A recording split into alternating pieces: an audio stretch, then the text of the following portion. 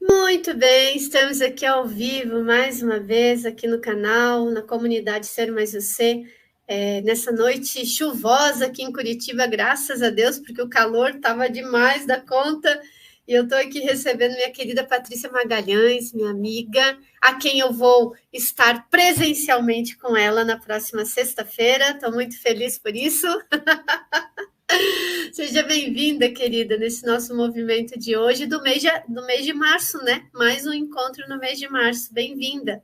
Muito obrigada, Ana. Que prazer mesmo estar aqui com você agora. E mais alegria ainda de te encontrar pessoalmente para um abraço, dar um abraço de feliz aniversário. E Olha, Sila, essa coisa de aniversário, quando eu passei pela experiência no xamanismo, né? Um dos aprendizados que eu recebi por onde eu andei, né? Nessa linha de sabedoria, é, eu aprendi que, assim, o dia do aniversário, né, é um dia de nascimento, de renascimento, né? A cada ano a gente renasce para um novo ciclo. E aí, então, os dias ou até semanas que antecedem o aniversário, né, a data do aniversário, muita gente, e eu também já vivenciei isso, né? Costuma dizer que é o inferno astral, né? Muita gente falava isso, que tudo acontecia, né? As coisas, a vida virava de cabeça para baixo antes do aniversário, não sei o quê, não sei o quê. Várias informações, e comigo era um pouco assim também, quando eu olhava desta forma, né? Para esse momento. E aí, no xamanismo, eu aprendi que, assim, aqueles dias ou aquelas semanas que antecedem o nosso aniversário é exatamente o contexto energético que o feto, né, o bebê ainda dentro da barriga da mãe, está vivenciando da ansiedade do momento do nascimento. Por isso a vida fica tumultuada, fica meio bagunçada, porque é um momento de transição muito forte, muito potente para aquele bebê que vai vir ao mundo. E essas memórias são ativadas em nós toda vez antes do aniversário. Só que, o que acontece? À medida que a gente vai tendo mais consciência, a gente pode escolher ficar naquele lugar do desconhecido que era para aquele bebê vir para a vida, ou a gente pode ir para um lugar de celebração da vida, mais consciente, né? De alegria, de diversão, de contentamento, de partilha. Então, desde que eu adquiri esse conhecimento, né, eu tenho tratado os meus aniversários como uma festa mesmo, mas não uma festa de um dia. Às vezes eu começo a comemorar 15 dias antes, uma semana antes, né? E vou uma semana depois, 15 dias depois. Eu alargo esse período, digamos assim, porque realmente eu sinto de aproveitar todo o potencial, né, dessa energia do renascer, para eu realmente me empoderar desse novo ciclo e criar um movimento, uma realidade que esteja mais alinhada com as minhas escolhas de hoje, né? Então, eu comecei a comemorar o aniversário já semana passada, né? E foi muito. porque é isso, né? É celebração, né? Mas Exato. continuava. Não, não, então. E aí eu fiz a meditação no domingo, né? E foi tão legal, porque vieram assim mais de 30 pessoas para a meditação, sabe? Eu fiquei tão feliz com isso. É, E obviamente, né? É o que eu escolho ver, né? Mais de 30 pessoas celebrando a minha vinda a esse mundo, a minha vida a essa experiência, né? E tudo que eu vim fazer aqui. Então, quanto isso me fortaleceu também naquele momento da meditação, que ainda não era meu aniversário, né? Meu aniversário vai ser quinta-feira, dia 21 de março, mas o quanto aquele momento ali me empoderou, né? Foi muito forte. E foi um final de semana também que eu estive, né? realizando a vivência em Joinville, na cidade de Joinville. Então, conheci também mulheres maravilhosas. Lá a gente teve bolo de aniversário, a gente comemorou também. E é isso, né? Eu acho que trazer um novo olhar para as experiências que a gente vive. E hoje, no nosso tema, né, a consciência dos traumas, está muito parecido aí no sentido de como eu posso escolher olhar de um modo diferente para as experiências que nós vivemos, né? Eu escolho olhar para o aniversário desse modo, celebrando, fazendo festa, né? E aí a gente vai trazer esse contexto, então, do trauma, né? A consciência do trauma, como é que nós podemos olhar para essas experiências de modo que elas de fato nos tragam uma expansão e não só a dor, não só aquele lugar de sofrimento, né? Mas como a gente pode aprender com essas experiências, olhando para elas de um lugar diferente. É isso, minha amiga? Mesmo, é bem interessante você falar isso, porque quando a gente fala em trauma, a gente pensa num sistema, falando em sistema nervoso, em corpo, em parte física, até mesmo emocional, espiritual, é um sistema que ele vai se diferenciar. A partir de um evento traumático, eu tenho um sistema nervoso diferenciado agora. Não somente o nervoso, como todos os outros corpos nossos, a gente vai ter ali uma grande, vamos dizer, uma modificação. É muito importante a gente compreender todos esses aspectos que são modificados no trauma e nós percebermos, quando a gente tem a consciência daquilo que acontece, da forma como que nós estamos operando a partir desse lugar, é mais fácil da gente conseguir trabalhar. Então, é importante mesmo, sabe? Quando a gente definiu esse tema, eu achei muito bacana, porque as pessoas, às vezes, elas não têm noção como elas são traumatizadas. Sim. Como determinados aspectos reacionais nossos têm tudo a ver com nossos traumas. E conforme esses traumas, muitas coisas vão melhorando. Tá? Então, hoje eu trouxe alguns aspectos bem...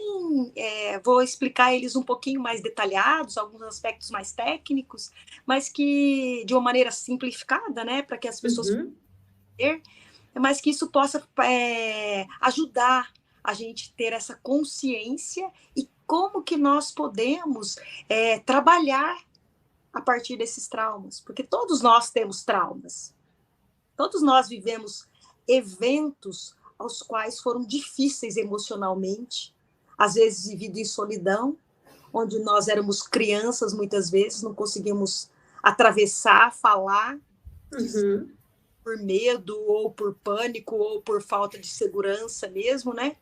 Então, o trauma ele vai se caracterizar muito nesse sentido, quando o indivíduo percebe que ele está passando por uma situação onde a integridade física dele, ou a integridade moral, ela é muito abalada.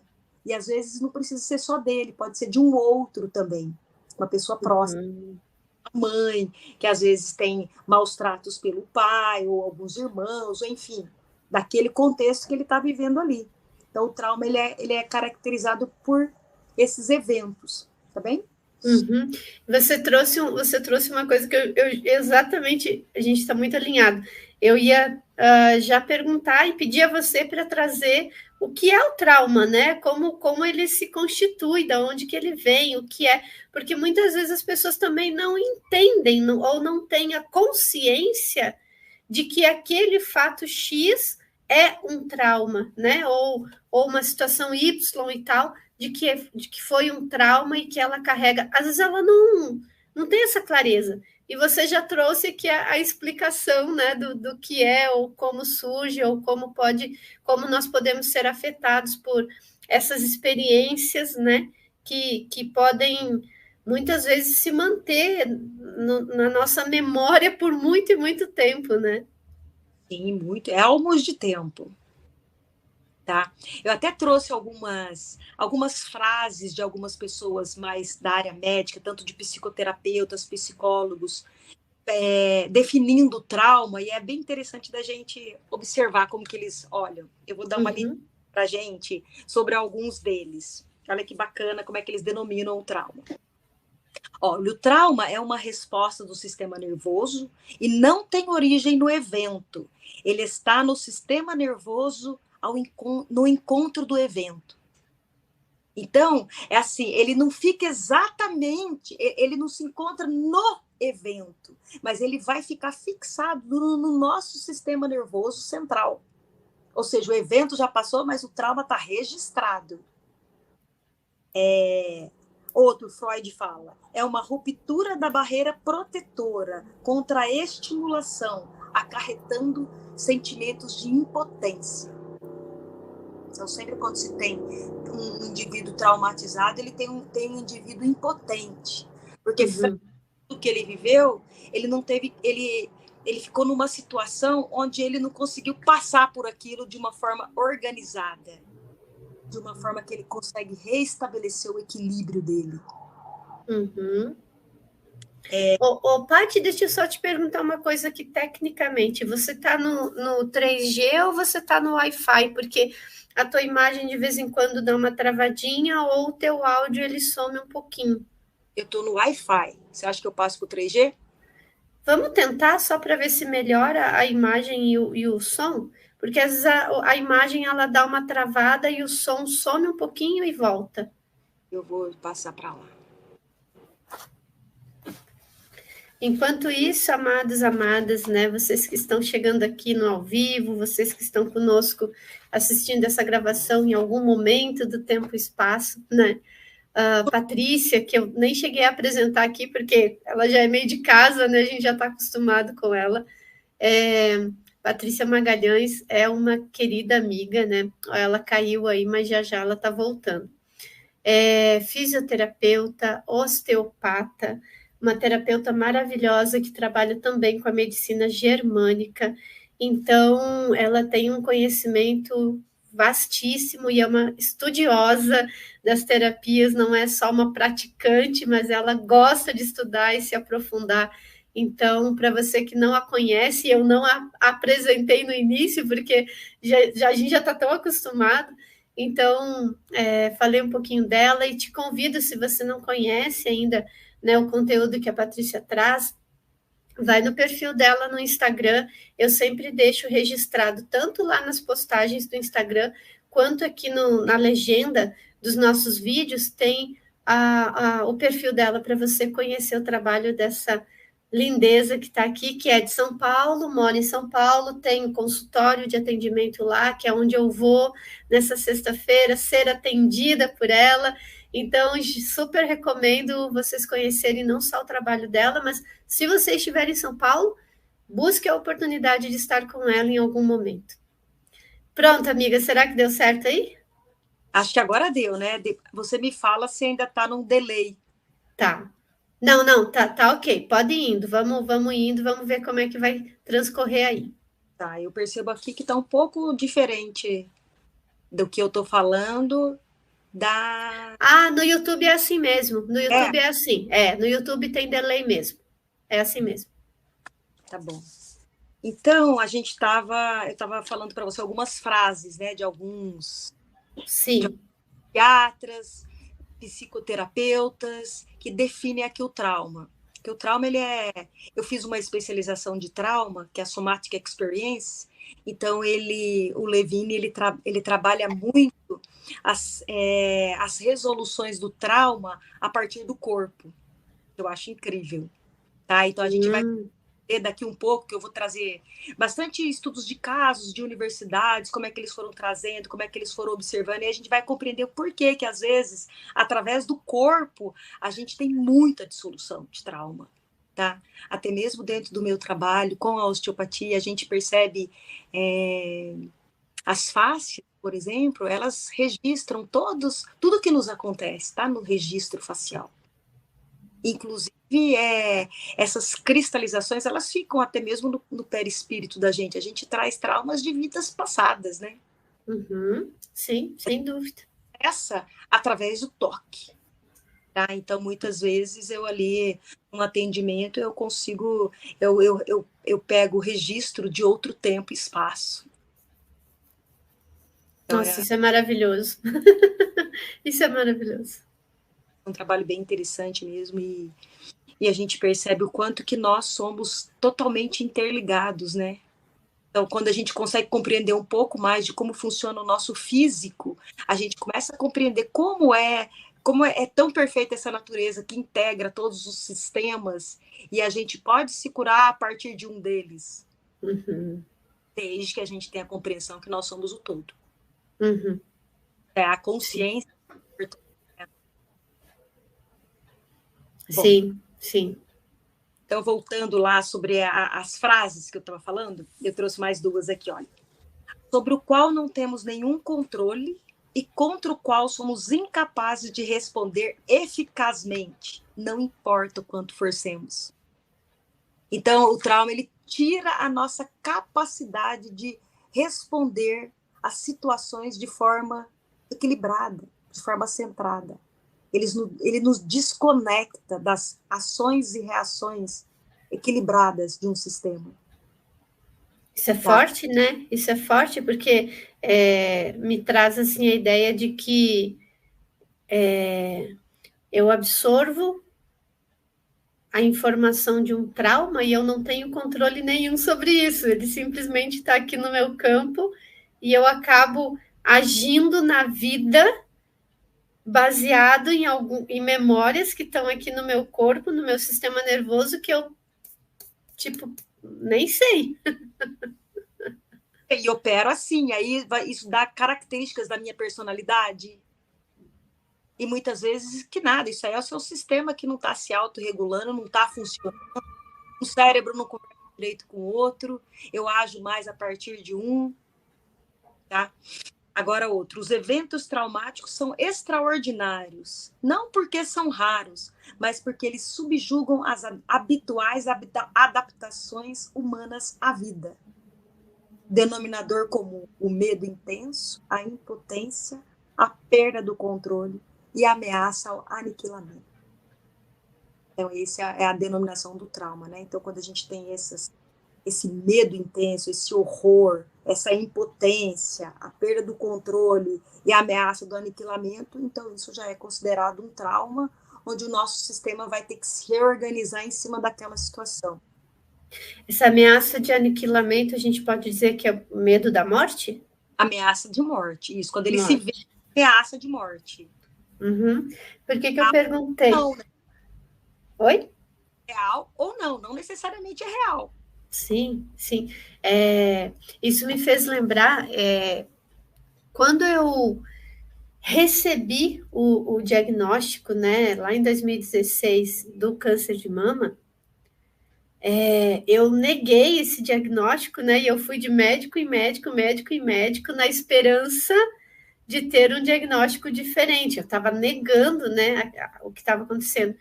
E depois de muito tempo, eu fui entender que a minha negação naquele momento vinha exatamente do medo da morte, que é uma informação que está muito no campo, assim, né? Que o câncer gera morte, o câncer gera morte e tal.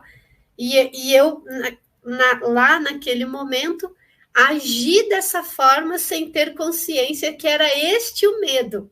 Eu só, na minha cabeça, eu só não aceitava aquele diagnóstico porque eu ficava, como assim, né? Tenho prática espiritualista, faço isso, faço aquilo, eu cuido do meu corpo, eu como bem, eu pratico esporte. Como que essa doença foi aparecer, né? E claro, tem vários outros aspectos por trás disso, enfim, isso daria uma outra live, mas eu entendi claramente assim, que aquela resistência inicial que eu tive no primeiro diagnóstico ali, e que eu fui buscar outros, foi muito em razão para mim, né? A leitura que eu faço, a interpretação que eu faço, foi muito em razão desse medo da morte. E, obviamente, ali gerou um trauma, né? Por uma informação. Já é o trauma falando. Então, aí o corpo emocional já dá esse choque. Uhum.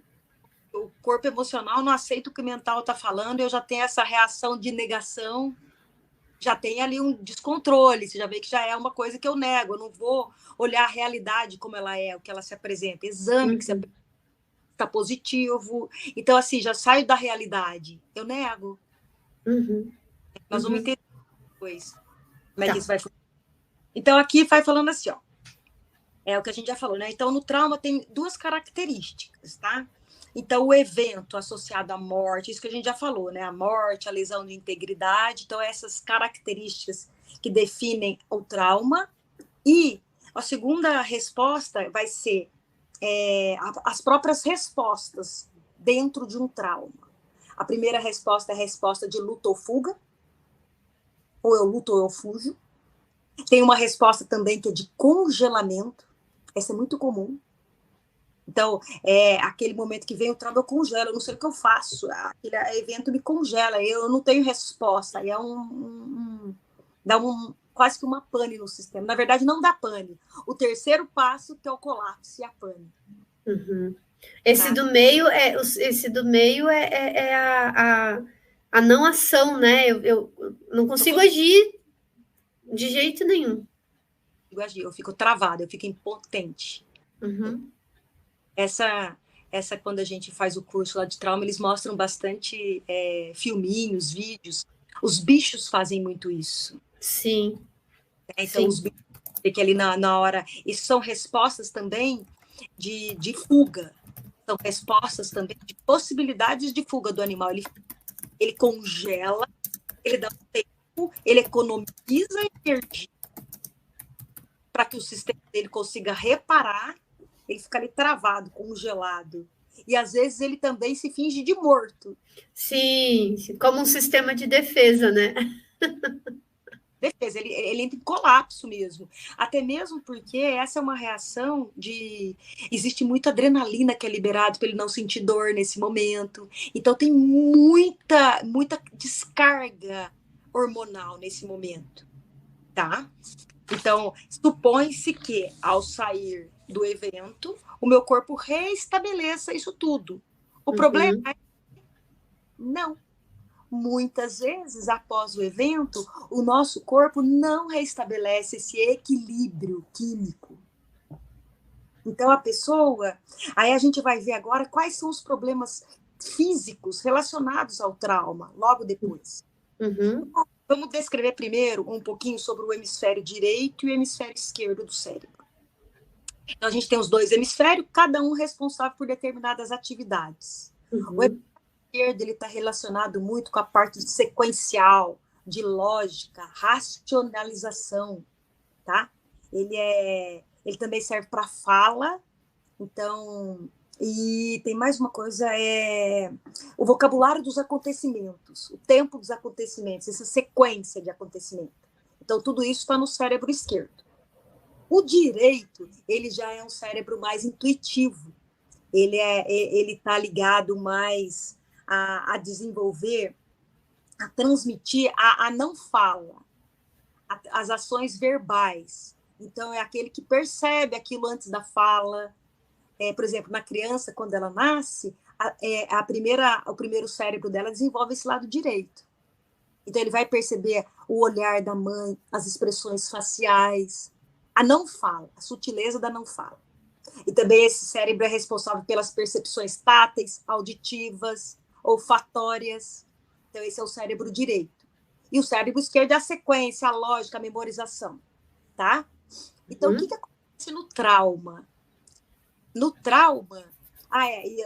antes eu estava falando da criança, né? Então, a criança, primeiro, ela desenvolve o lado direito, para depois ela desenvolver o lado esquerdo. Então, primeiro ela vai percebendo o cheiro, o som, o tato. As sensações, né? As sensações primeiro. Exatamente, fazer caretinha para a criança. Isso tudo vai ajudando a uma conexão. Entendeu? Essa é uma coisa pequenininha. Depois ele passa a falar, porque daí depois ele desenvolve o lado esquerdo, tá? E o que acontece no trauma? O trauma, foram feitos estudos em várias universidades dos Estados Unidos, que eles iam pegando pacientes traumatizados e fazendo ecografia, exame de... Não é ecografia, encefalograma? Encefalograma, exatamente, no cérebro deles, observando as partes que por neurofeedback, aquelas que se acendiam, dava estímulo e percebia o que acontecia. Então, eles percebiam que a área esquerda deles estava desativada. E o que isso significa em pacientes de TEPT, de transtorno de transtorno pós-traumáticos, é chamado de TEPT, tá? Então, esses pacientes traumatizados não acendia a área esquerda deles. Então, essa área de percepção, sequência, lógica, ela estava desativada. Não funcionava. E o que isso significa? Isso significa que, muitas vezes, determinados comportamentos, eles vão ler diferente. Eles vão perceber diferente a vida. Lembra que eu falei que o sistema nervoso central, depois do trauma, ele percebe diferente as situações? Então, uma das primeiras coisas que acontecem é uma paralisação ali. Então, o que é essa paralisação? É assim, ó, o cérebro é como se ele paralisasse lá no trauma. Naquele momento que acontece o trauma, muitos hormônios de estresse, química, cortisol, adrenalina é liberado, e logo depois que ele sai do trauma, o cérebro não para de enviar esses hormônios estressores. Mas a mente já está em outra, a vida está acontecendo. Mas o cérebro continua enviando. Então, vai ser um corpo que vai receber muito estresse, o sistema simpático de luta ou fuga vai estar ativado. Então, ele vai estar sempre no estado de tensão e alerta. Alerta, né?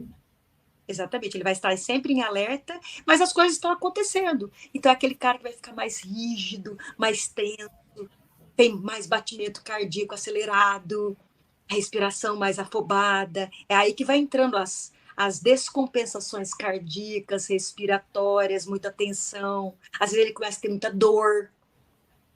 Muitas vezes esses indivíduos, o que eles fazem antes de se medicarem? Eles começam a beber demais, às vezes se drogar. Eles precisam de formas de anestesia desse sistema. Porque o corpo ali não está mais coerente. E outra coisa, como eu disse, um dado que acontece ali com ele é o cérebro direito, ele está apagado. Certo. Ele está ativo e o esquerdo está apagado. Então, o que acontece? O que isso faz? O que isso implica na prática? Ele vai dissociar, acontece uma coisa que chama dissociação. Ele se perde em relação às sequências dos acontecimentos, ao tempo dos acontecimentos.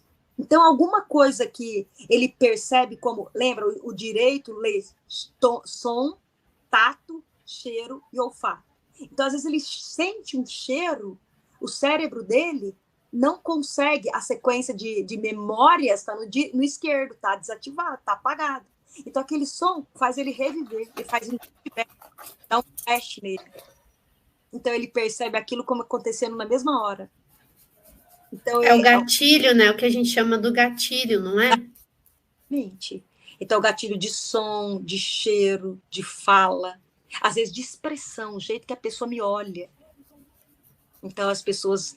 E isso altera muito, como altera o sistema nervoso autonômico, ele vai ficar um cara muito ativado e muitas vezes as emoções dele são muito acentuadas. Afloradas, né? Ele vai ficar mais nervoso, agitado, angustiado, amedrontado. Tudo que ele viveu no trauma. Então, são pessoas que ficam extremamente explosivas, são pessoas, às vezes, que se tornam extremamente violentas. Raivosas, assim, né? Até mesmo a fala é uma fala agressiva, né? Uma fala de raiva, assim. Pode ser uma fala normal no dia a dia, mas é uma fala de um tom agressivo, né? Tom mais agressivo. E a dificuldade também de socialização. Isso é muito... Porque eles não confiam mais. Eles perdem essa confiança no outro. Porque eles dissociam. O que essa dissociação tem a ver? Essa dissociação é dele mesmo, da natureza, do espírito e do emocional. Ele não consegue, às vezes, reconhecer o que é ele e o que é o outro. ele fica muito alterado. Então, por exemplo, muitas vezes, em situações muito pequenininhas, um médico que atrasa 10 minutinhos, crise de explosão. Olha o jeito que ele me olhou, ele está me atacando já, briga. Ou se tem parceiros, nunca consegue estar próximo, não consegue ter uma intimidade mais, não consegue se abrir. Então, você vai percebendo que ele vai modificando a personalidade dele. Sim. Porque ele está dissociado. Tu sabe que me fez lembrar aqui, tu vai falando e, obviamente, né, eu estou aqui prestando atenção, a gente vai juntando naturalmente informações da vida, né, de coisas da vida, né. Olha só que doido. No Rio Grande do Sul, né, muito tempo atrás, quando eu era criança ainda, hoje ainda tem, mas é bem menos. Havia um ritual de passagem de estação, onde a gente fazia a colheita da macela, o chá de macela. Então a gente ia né, as mulheres com os filhos e tal, né? Era um ritual mesmo, né? Se reunia para ir para o campo, assim, para os terrenos abertos, assim, para colher o chá de macela, né? E aí eu era pequenininha mesmo, sei lá, uns 6 anos, algo assim, 7, não mais que isso. E nós fomos colher macela num terreno, assim, que era um terreno muito grande, quase que uma chácara, assim, perto de casa, e não tinha nada nesse terreno lá, tinha árvores, né, a terra, enfim. E aí, né, tipo, cada um ia catar a macela, né, porque a chá dava no meio do mato, assim, né, um ia para um canto, outro ia para o outro e tal, mas iam todos em grupo, para o mesmo lugar. E tava eu lá pequenininha, né, catando a macela e tal. Eu não sei se eu imaginei a cena ou se foi real. Até hoje eu não sei. Mas eu vi tipo próximo de uma árvore a figura de um homem que me deu muito medo. Eu tive a impressão que ele ia me atacar. E eu, como criança, né, foi essa minha sensação naquele momento, que aquele homem ia me atacar. E eu gritei, né? E no que eu gritei, veio mãe, veio as vizinhas, veio, né, o povo todo, e ninguém achou a pessoa, ninguém achou o homem, né, naquele lugar. Tá bem. Eu vivi boa parte da minha vida, até eu tomar consciência de algumas coisas, de alguns comportamentos, eu vivi uma boa parte da minha vida me comportando de forma armada em relação aos homens, nesse comportamento de defesa, como se eu tivesse que me defender de um ataque de masculino. Então, no ambiente de trabalho, eu aflorei a minha energia masculina de uma forma muito intensa, como uma forma de defesa contra aquele ambiente que já era um ambiente masculino, né? Na época que eu trabalhava mais no corporativo. Nos meus relacionamentos, né? Isso tudo que eu estou falando, eu percebi, obviamente, depois, com as terapias, com todos os trabalhos. Tem uma consciência que foi lá o start, né? Sim, exatamente. E eu fui entender tudo isso. Então, por conta, né, de um momento ali onde ocorreu uma situação que, de verdade, até hoje eu não sei se aquele homem realmente estava ali ou não, se foi uma coisa na minha cabeça, por algum motivo, enfim, ou se foi até uma visão... Pode ter também alguma coisa ter a ver com o seu passado, uma vida passada sua, que te ativa. Sim. Que te ativa uma memória, um flashback.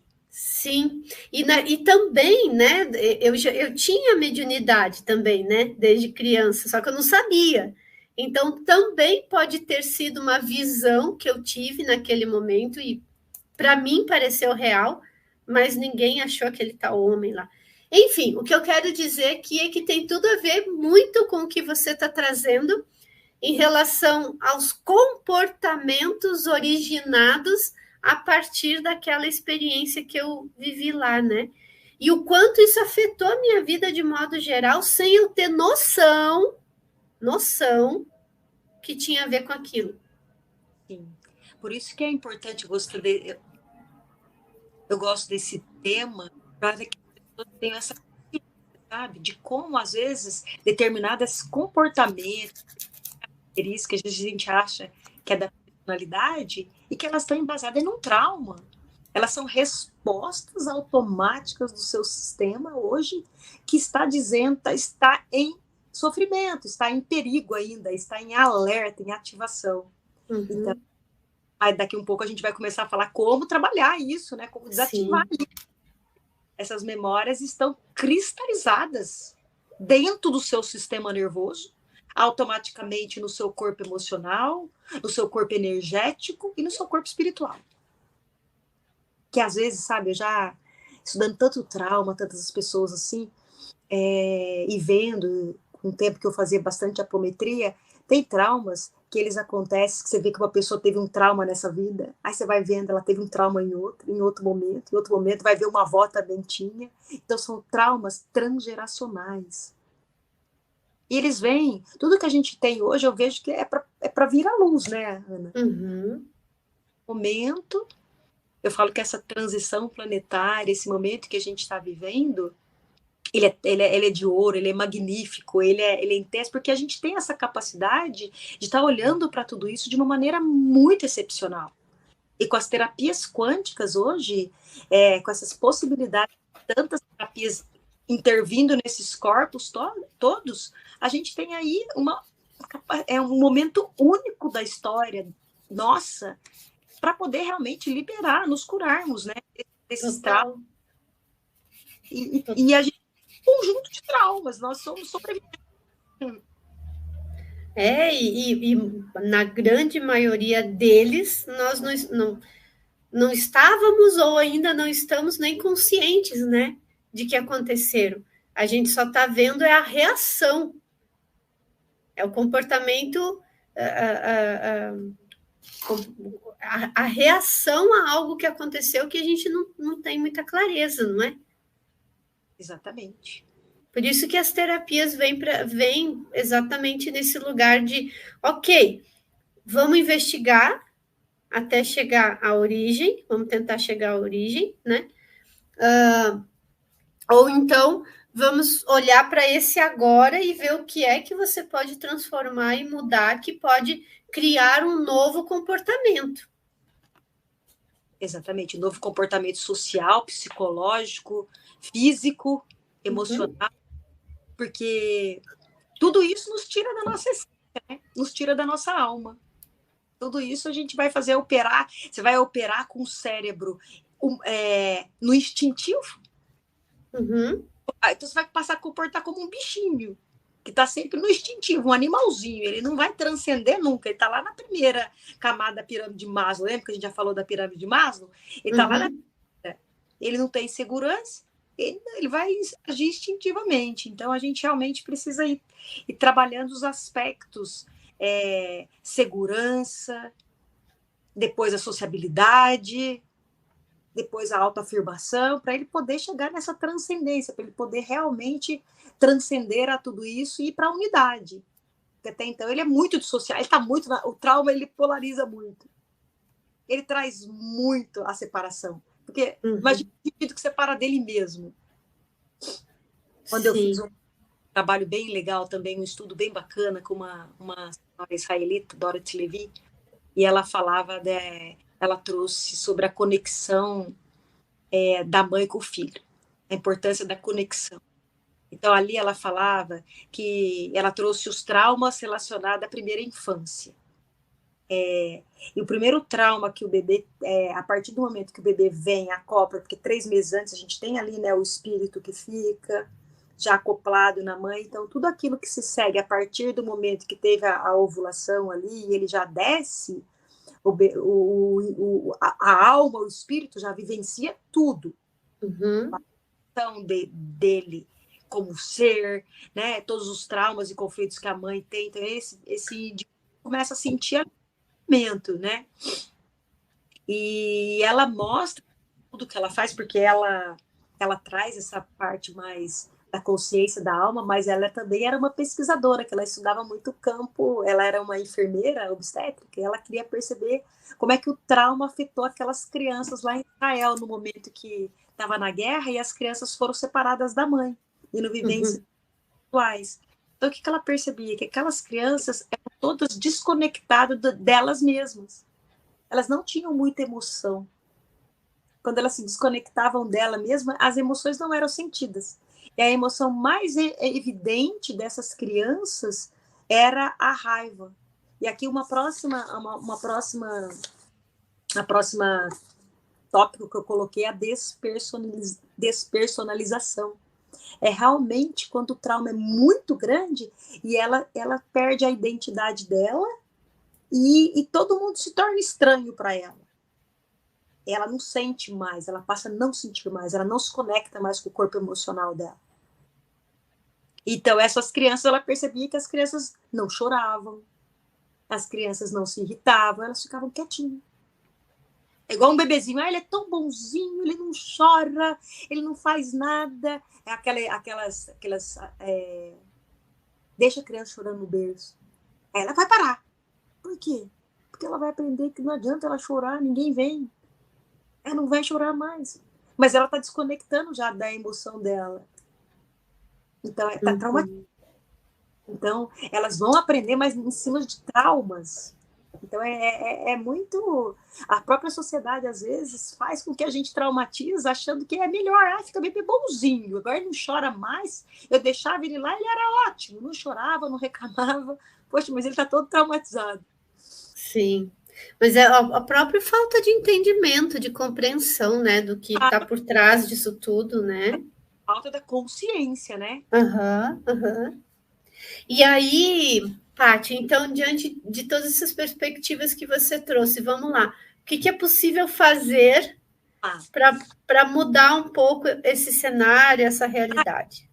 Eu não falei, que é muito importante, porque agora isso vem também, tem a ver também com o que a gente vai trazer. No estudo que eles fizeram em Ohio, o que eles perceberam? Eles perceberam que os pacientes traumatizados, eles perdiam também a percepção física. Então, eles fizeram um teste, eles colocaram, por exemplo, uma chave na mão desses pacientes, para eles perceberem, de olhos vendados e tudo, e percebam o que é. Eles não conseguiam dizer. É frio? É gelado? É quente? Tem algo, tem um peso, mas não sei o que é. Tá? Então, eles se desconectavam também da forma, da percepção, que é a sensibilidade. Tátil também perde-se. Então, assim, quando a gente fala em trauma, a gente precisa pensar em reequilibrar tudo isso. Então, eu preciso reorganizar o meu físico, reorganizar essas sensações, esse som, esse tato, esse cérebro, pensar no sistema nervoso central que precisa agora mandar informação do direito para o esquerdo, precisa estimular isso tudo dentro, né?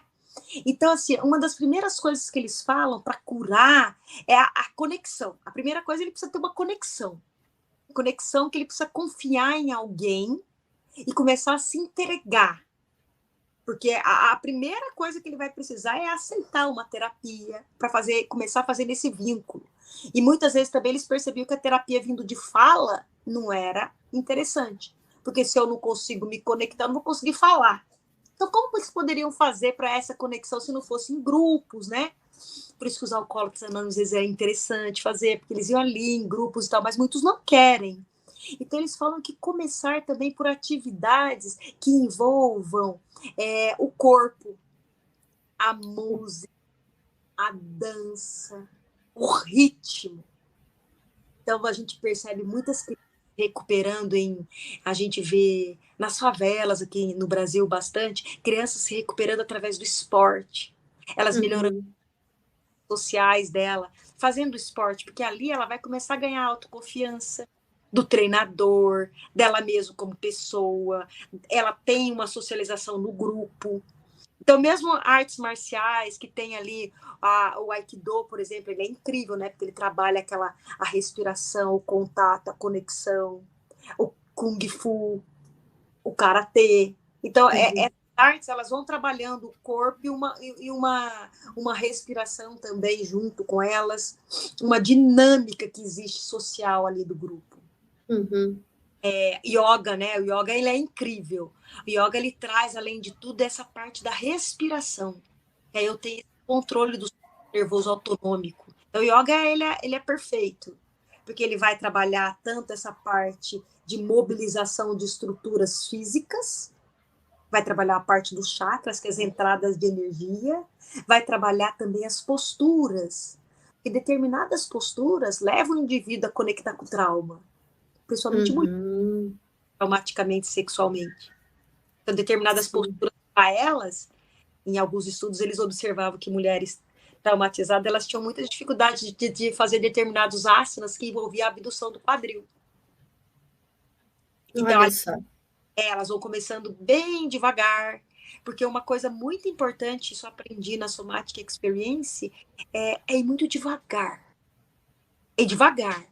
A gente nunca pode ultrapassar aquilo que o paciente não está conseguindo. Vamos lá, você consegue isso. O sistema dele não suporta. Tem que ser muito lento. Então, se uma postura desconforta, ele tira daquela postura e faz um pouquinho menos. Até o momento que ele suporta. Se ele não suporta, hoje deixa. Vamos tentar num outro momento. Envolver ao trauma num ambiente seguro, protetor. E outra coisa que é muito importante também dentro de terapias, ou da gente perceber, fazer coisas que nos integram novamente com esse lugar, é sempre uma sensação de prazer envolvido. O cérebro agora, ele não reconhece mais coisas prazerosas. Então, por exemplo, se eu vou fazer um yoga, é muito importante eu colocar uma música que me traga um prazer. Às vezes, ir por um lugar, uma natureza, um lugar que tenha uma conexão já com aquele lugar.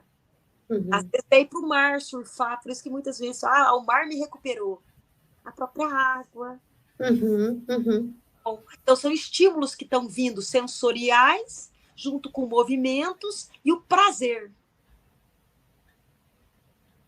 Então, tudo isso vai englobando esse indivíduo novamente no ser emocional, no mental e no físico.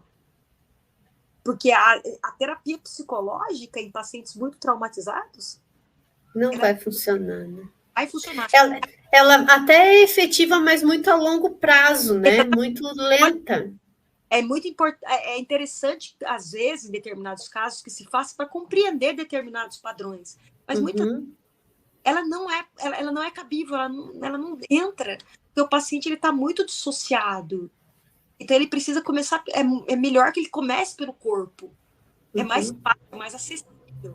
Melhor, assim, no sentido de ser mais fácil para o corpo dele se adaptar. Okay? Então, né, Paty, é bem real, né? É bem real essa ideia de liberações emocionais através do corpo. É bem real isso, né? É bem apropriado isso. E a osteopatia, ela produz, né, esse tipo de efeito, não é isso? Tem manobras que a gente faz, às vezes, uma manobrinha, às vezes é um toque. O paciente começa a chorar, rir, e ele vai, ele volta, ele lembra. Porque aquilo são memórias, que você toca naquele lugar e aquilo ativa nele uma memória. Às vezes ele não libera na hora, depois ele sonha, ele volta e... Então, sim, trabalhar com o corpo é sempre indicado. É sempre importante se reajustar essas informações sensoriais, porque o nosso cérebro está sempre recebendo informações de tudo que nos passa. Tudo. E algo que aconteceu, me traumatizou, ele está mandando uma informação. Então, se eu vou lá e mexo naquele lugar, modifico as sensações de informações que a gente são chamadas de aferência, aquilo que vai para o cérebro, a eferência, aquilo que volta depois, está modificado. Uhum. Eu modifico o padrão físico, eu também modifico o padrão emocional, porque eu tenho uma regulação química acontecendo aí. E quando eu regulo a química, então eu também regulo o meu emocional.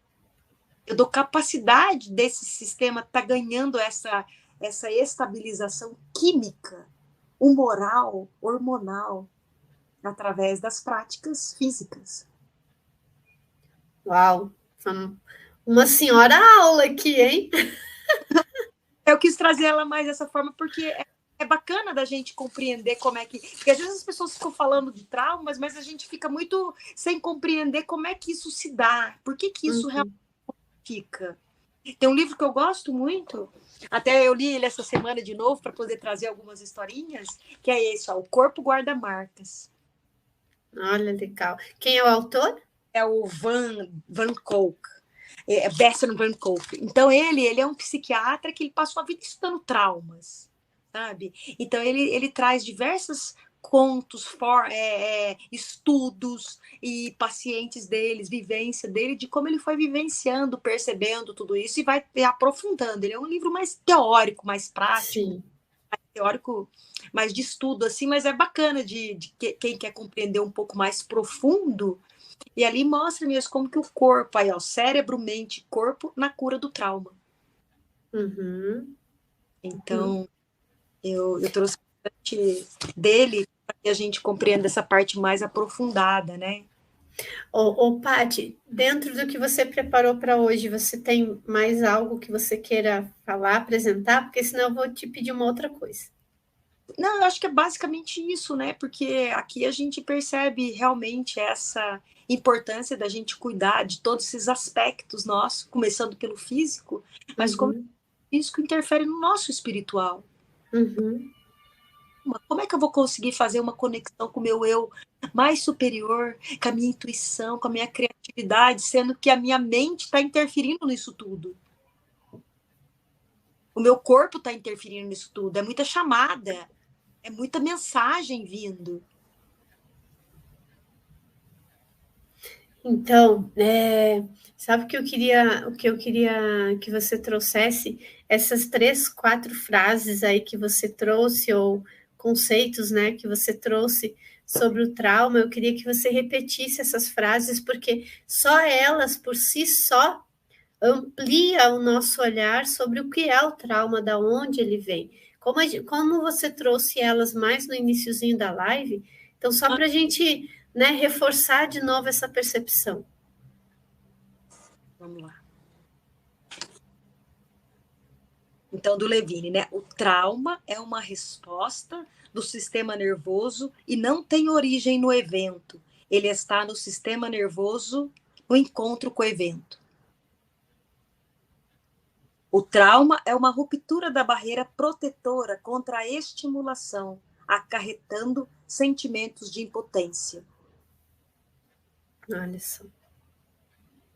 É um medo severo que nos abarca quando enfrentamos algo repentino e inesperado, potencialmente ameaçador à vida, sobre o qual não temos nenhum controle e contra o qual somos incapazes de responder eficazmente, não importa o quanto esforcemos. Uhum. Os eventos traumáticos são extraordinários, não porque são raros, mas porque subjugam as habituais adaptações humanas à vida. Denominado um medo intenso, uma impotência, uma perda de controle e uma ameaça ao aniquilamento. Uhum. Para quem estiver assistindo a gente aqui no ao vivo e quem for assistir depois em algum momento, só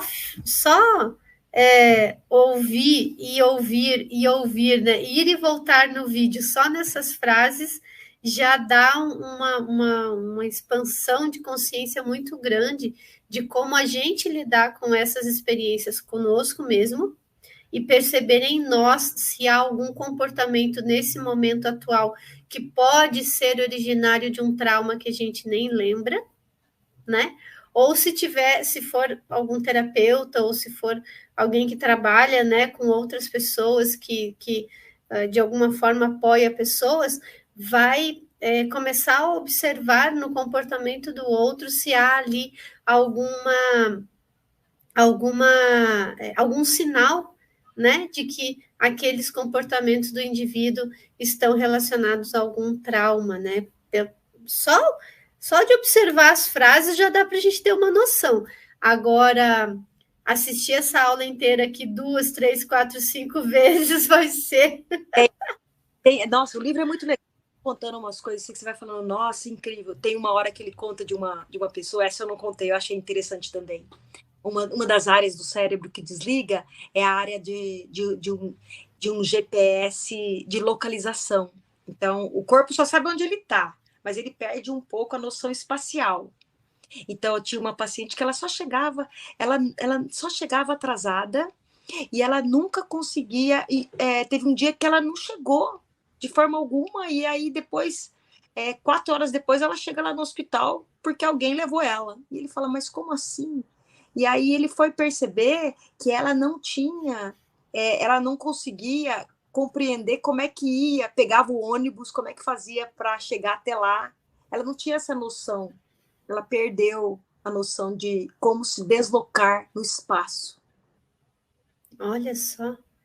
Então, pessoas que às vezes têm muita dificuldade as mulheres já têm um pouco mais de dificuldade, mas assim, quando a dificuldade é muito grande de espacial, visão espacial. isso pode significar um trauma. Olha só.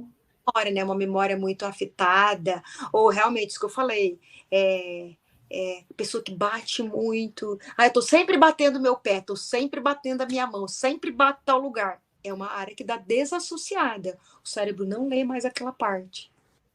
Ai, por isso tromba, por isso machuca. Tromba, eu não percebo que o meu ombro, eu vou passar ali que meu ombro vai bater. Eu bato sempre meu ombro. Eu perco a noção espacial do meu ombro. Uau, faz sentido isso. Nossa, nunca tinha pensado nessa possibilidade, mas é muito, muito real mesmo isso. Parte que eu não falei, por exemplo, aqui, ó, as áreas que são afetadas, né? Então, por exemplo, o cíngulo posterior é a única área do cérebro que ele percebia que ficava ligada, que é essa sensação do corpo no espaço. Então, ele percebe o corpo dele no espaço. Isso fica ligado. Mas, olha, os lobos parietais são desligados. Eles é o que integram a informação sensorial. É isso aí que eu falei. Ele perde as informações, ele está desligado. O cingulado anterior também está desligado. Ele que coordena as emoções. Ele fica desligado. E o pensamento, emoção e pensamento. Então, ele sente e logo ele pensa. De onde vem isso? Lembra que eu falei? O cara via um som, já achava que aquele som podia ser a bomba, já ficava nervoso, um tum, uma porta que bate. O pré-frontal medial está desligado, que é o senso de propósito e direção. Essa do propósito é interessante. Pessoas que não conseguem ter um propósito, começa uma coisa e já finaliza. Já nunca consegue fixar. Terminar. Nunca termina algo, é isso? Ou não? E nunca termina, exatamente. Ou não tem um propósito à frente. Ele percebia que essas pessoas do trauma nunca mais conseguiam ter um propósito na vida. Não tinha propósito. Elas perdiam essa noção. Porque esse cerebral estava ali desestabilizada. Sim. E a torre de vigia também. A torre de vigia é o quê? Ali, quando chega uma informação no cérebro, a amígdala lê isso e reconhece. Isso é perigoso ou não? Manda para o hipotálamo e ele reage com luta ou fuga ou acalmando. Essa torre de vigia está em pane. Então, por isso que uma coisinha só se transforma num... Porque a torre de... E tudo ligado à parte fisiológica do cérebro mesmo, a parte, né, física do cérebro. Um tratamento muito legal, não sei se você já ouviu falar, eu conheci esse tratamento há muito tempo, eu não fiz isso, mas algumas técnicas a gente fazia, porque a gente aprendeu, chama EMDR, já ouviu falar isso? Essa técnica? EMDR, muito bacana, ela é uma técnica que ela trabalha tanto a audição quanto a visão. Então, o que acontece? A gente vai trabalhar o trauma, por exemplo. Eu usava muito isso, às vezes, com alguns condicionamentos que eu percebi que era bem traumático. Então, você coloca fone de ouvido na pessoa tá? Você traz algum aspecto ligado ao trauma e aqueles sons, eles trabalham do ouvido esquerdo para o direito, o som anda. Então, hora tá no ouvido direito, hora tá no ouvido esquerdo, hora tá no direito, hora tá no esquerdo. Então, o próprio som dentro do cérebro está fazendo com que você processe a informação do hemisfério direito, vá para o hemisfério esquerdo através do som. Então, isso eu estou fazendo uma conexão cerebral. Uhum. Tem muitas músicas de MDR, então isso é uma coisa que dá para fazer. O pessoal aí que está ouvindo, coloca um fone de ouvido e escreve EMDR, tá? E sons EMDR. Então você vai colocar ali e deixa aquele som fluir um tempo na cabeça. Então vai começar a dar esses estímulos cerebrais. Uhum. Olha, você falou o nome, EMDR.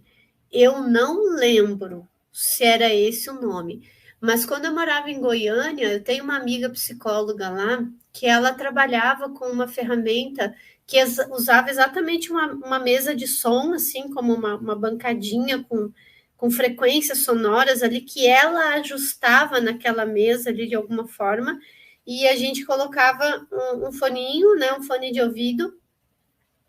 E eu lembro que ela acionava ali alguns elementos daquele equipamento, assim, que projetava som para a gente no fone de ouvido. Eu não sei, não lembro agora o nome, não lembro mesmo, se é esse mesmo que você está falando, mas eu lembro de eu ter recebido essa técnica, essa terapia, na época.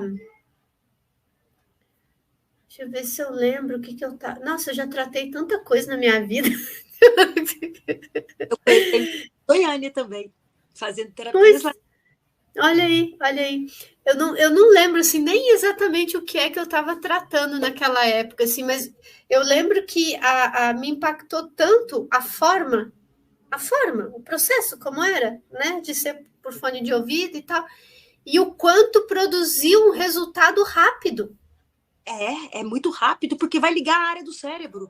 É isso mesmo, já tratei também coisas assim, é muito rápido, porque ele vai ligar a área do cérebro que está desligada. Uhum.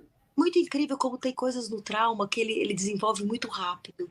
Você quer ver uma outra também que eu acho interessante? E aí ele também pode fazer também por capacidade visual, porque aqui ó, eu tô forçando o olho para a direita, para a esquerda, para a direita Uhum. eu forço o olhar. Tem uma, lembra que eu falei que o hemisfério da fala ele se desenvolve no direito, primeiro processo no direito e depois no esquerdo? Uhum. Vou contar uma também que se deu. Tem uma pessoa que eu conheço, uma pessoa da minha família, que ela contava sempre que a filhinha dela, e essa pessoa da minha família, ela sempre teve muita dificuldade de conviver com a mãe, era uma pessoa muito brigona, sempre teve muitas dificuldades sociais. E, consequentemente, quando a filhinha nasceu, eu acho que não deveria ser um ambiente de muito acolhimento, porque era um ambiente bem tóxico, sabe? Então a filhinha não Uhum. falava. Então ela comenta que a filhinha nunca falou, até os 5 anos de idade. Até Uau! a menina foi para a escola aos 5 anos de idade. Quando ela voltou, ela falava tudo. Por muitos anos eu achei que ela estava mentindo. Não é possível.